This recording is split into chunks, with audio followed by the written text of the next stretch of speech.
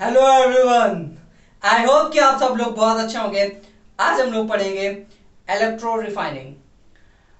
छोटा टॉपिक है लेकिन इंपॉर्टेंट है, तो चीज़ों को नोट करते हुए चलिएगा, साथ ही साथ में अपना कंसंट्रेशन यहीं पे रखिएगा। तो आइए हम लोग शुरू करते हैं। Electro refining.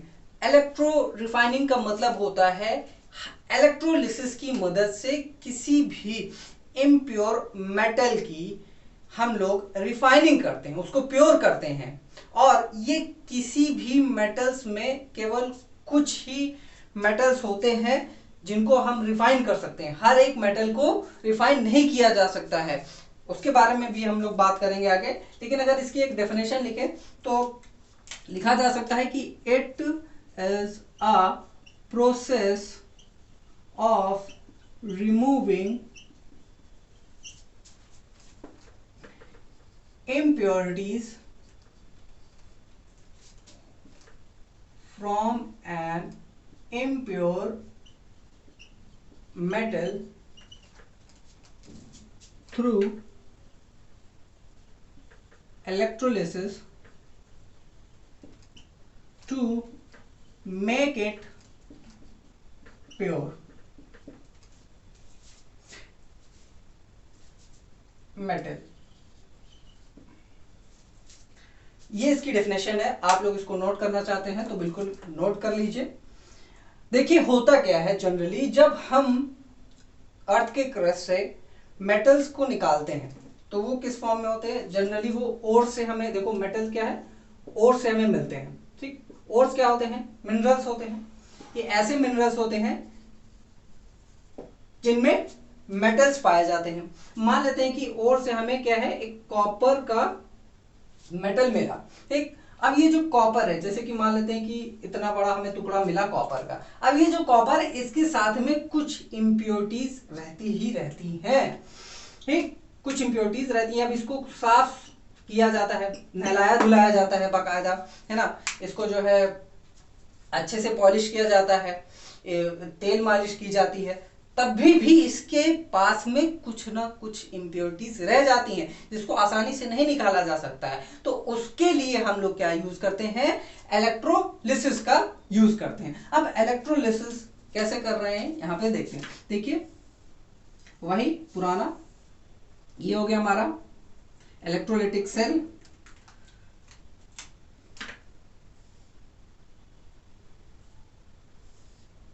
और ये हो गया हमारा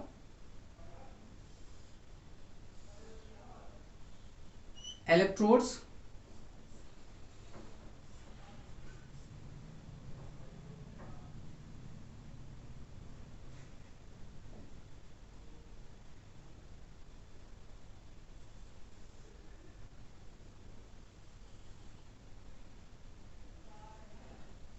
तो आज हम लोग करेंगे इलेक्ट्रो रिफाइनिंग ऑफ कॉपर। तो कॉपर की हम रिफाइनिंग करेंगे, एक एग्जांपल के थ्रू कर रहे हैं ना भैया। एक्चुअली में ये रिफाइनिंग हो कैसे रही है, ठीक है। तो अगर हमें कॉपर की रिफाइनिंग चाहिए तो सबसे पहले इम्प्योर कॉपर चाहिए। इम्प्योर कॉपर हम कहां पे यूज करते हैं? एनोड पे यूज करेंगे। कहां पे यूज करेंगे? एनोड पे यूज करेंगे। ठीक है, तो ये हो गया हमारा एनोड, इम्प्योर कॉपर। यानी कि जो हमारे इलेक्ट्रोड हो गए वो क्या हो गए? एक हो गया इम्प्योर कॉपर, और यहां पे एक pure copper strip. Pure copper strip या फिर वायर यहां पे रखेंगे एज इलेक्ट्रोड्स। ठीक है, और जो हमारा इलेक्ट्रोलाइट होगा वो क्या होगा? यहां पे इलेक्ट्रोलाइट जो हम लोग यूज करेंगे वो भी क्या होना चाहिए? उसमें भी कॉपर होना ही चाहिए। तो हम यहाँ पे CuSO4 का यूज कर रहे हैं। कैसा? एक्वस, साथ ही साथ में एसिडिफाइड, यानी कि यहाँ पे एसिड भी मिला होगा, एक्वस के फॉर्म में है। तो भैया डिसोसिएशन देख लेते हैं।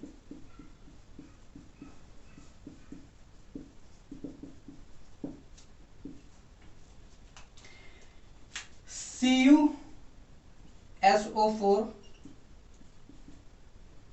H प्लस OH माइनस, क्यों? वाटर एक्वस फॉर्म में है, H प्लस SO4 2 माइनस। तो ये हमारे पास में आयंस हो गए, ठीक।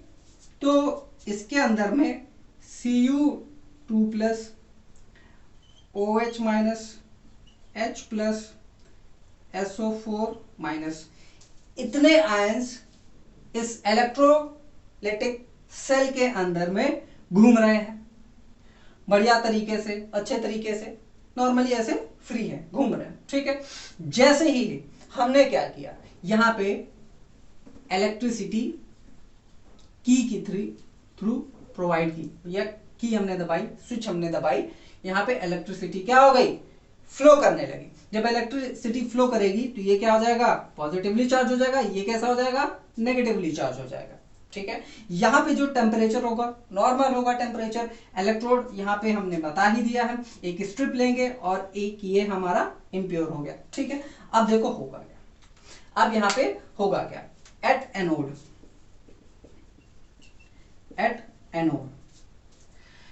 एनोड से क्या होगा, एनोड पे होगा क्या कि इसमें से क्या निकलेंगे, कॉपर निकलेंगे, क्यों, कॉपर एटम निकलेंगे, क्यों निकलेंगे भाई, ये क्या है, एक्टिव इलेक्ट्रोड है, याद करिए एक्टिव इलेक्ट्रोड है, तो ये क्या करेगा, इस इलेक्ट्रोलिसिस में पार्टिसिपेशन करेगा, तो इसके इलेक्ट्रॉन्स इसके एटम्स बाहर आएंगे, Cu, और 2 इलेक्ट्रॉन छोड़ करके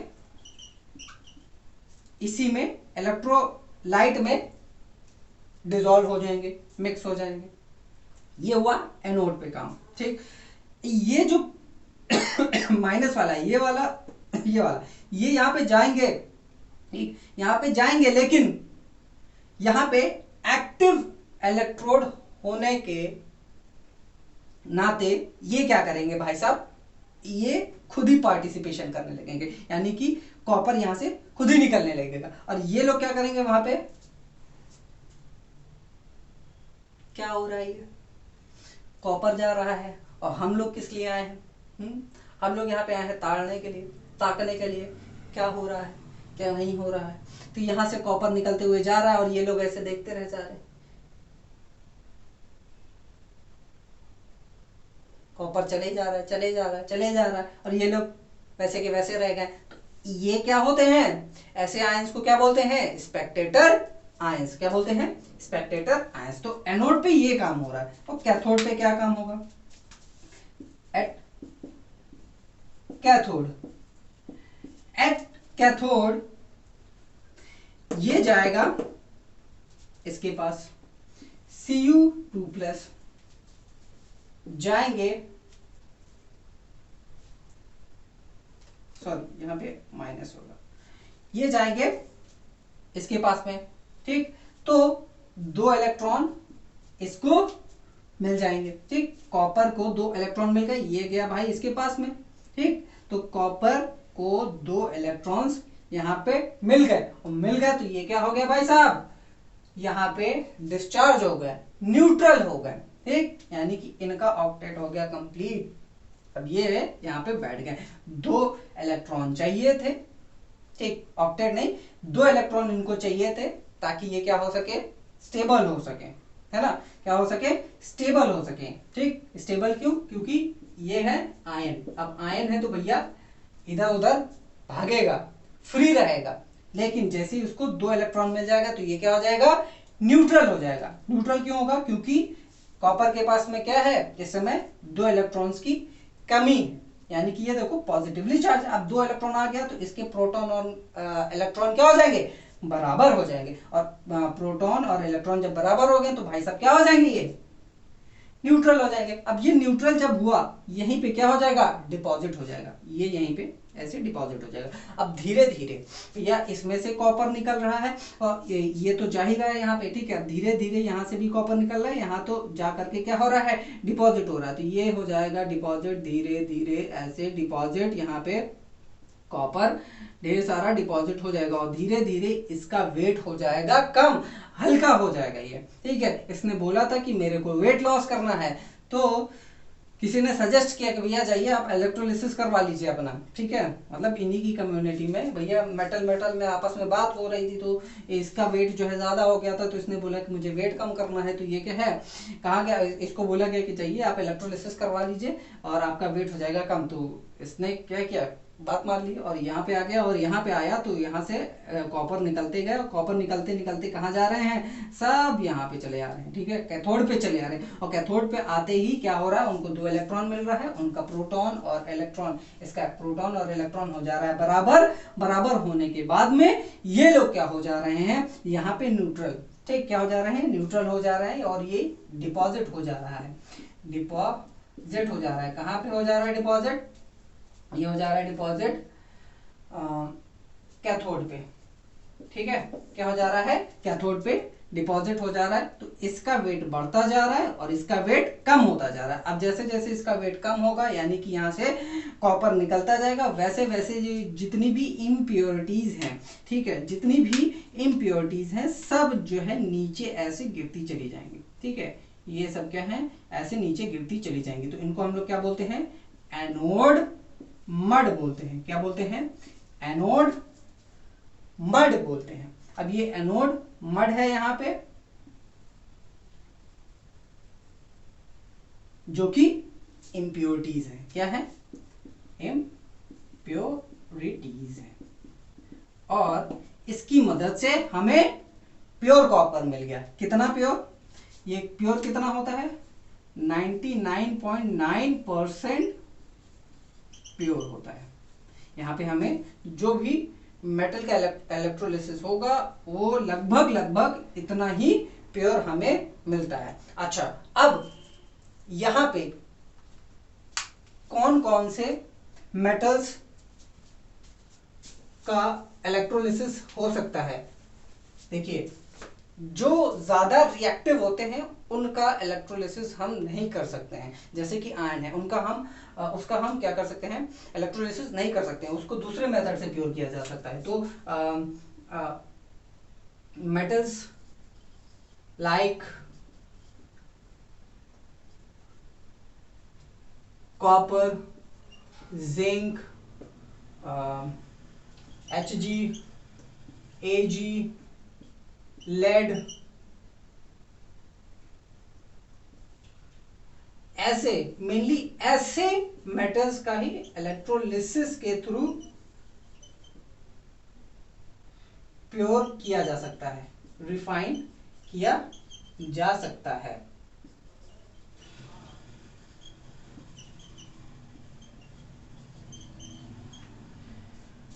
रिफाइनिंग कैन बी डन। यहां ऐसे, वैसे इनका ही नाम याद कर लीजिए, जनरली अगर एग्जाम में पूछा गया तो ये आप लिख देंगे तो बहुत ज्यादा है, ठीक है, बहुत है, इनफ है, उससे ज्यादा और आपको कुछ लिखने की जरूरत नहीं है। हाँ, पूछा जाए कि भैया जैसे कुछ मेटल्स हैं उनको हम इलेक्ट्रोलिसिस क्यों नहीं कर सकते उनका, क्योंकि वो क्या होते हैं, ज्यादा रिएक्टिव होते हैं। ज्यादा रिएक्टिव होते हैं तो उनका इलेक्ट्रोलिसिस में कह सकते हैं कि प्रॉपर तरीके से रिफाइनिंग नहीं हो पाएगी, ठीक है। इसी वजह से हम सभी जितने भी मेटल्स हैं उनका रिफाइनिंग इस प्रोसेस से नहीं कर सकते हैं। तो इलेक्ट्रो रिफाइनिंग जो है कुछ ही मेटल्स के लिए ही पॉसिबल है, लेकिन हाँ, ये एक प्रोसेस है जिसकी मदद से हम किसी भी कुछ मेटल्स की हम क्या कर सकते हैं, रिफाइनिंग कर सकते हैं। तो भैया, किसी को अगर नहलाना धुलाना एकदम प्योर पवित्र करना है किसी मेटल को, तो कौन सा मेथड हम यूज कर सकते हैं, इलेक्ट्रो रिफाइनिंग की मदद कर सकते हैं। लेकिन कुछ ही मेटल्स को ही ऐसे इस मेथड से पवित्र किया जा सकता है, प्योर किया जा सकता है। पहले तो क्या थे, वो इम्प्योर थे, इम्प्योर यानी कि उनके अंदर में पाप भरा हुआ था, ठीक है, इन मेटल्स में। तो इन मेटल्स की जो है पवित्रता हम कैसे ला सकते हैं, इलेक्ट्रो रिफाइनिंग की मदद से, लेकिन कुछ ही का, ठीक है। बाकियों के पास में भाई देखो, जैसे होता है ना कि एक एग्जांपल लेते हैं कि अगर मान लेते हैं कि किसी ने बहुत ज्यादा पाप किया है, ठीक, तो क्या करता है, गंगा में नहाता है, ठीक है, गंगा में नहाता है, डुबकी लगाता है, उसके पाप धुल जाते हैं, ठीक है, ऑलमोस्ट सभी पाप धुल जाते हैं। लेकिन कुछ ऐसे भी पाप होते हैं जो भैया आप गंगा में नहाए या चाहे जहाँ नहाए नहीं हो पाता है, तो उसके लिए आपको और ऊपर जाना पड़ेगा, या ऊपर यानी कि कुछ अच्छे कर्म करने पड़ेंगे, है ना, और अच्छी चीज़ें करनी पड़ेंगी, एक गुरु का साथ होना चाहिए, ठीक है, और आपने जो पढ़ाई लिखाई की है, जो सीखा है, उसकी मदद से आप लोगों की भलाई कर पा रहे हैं,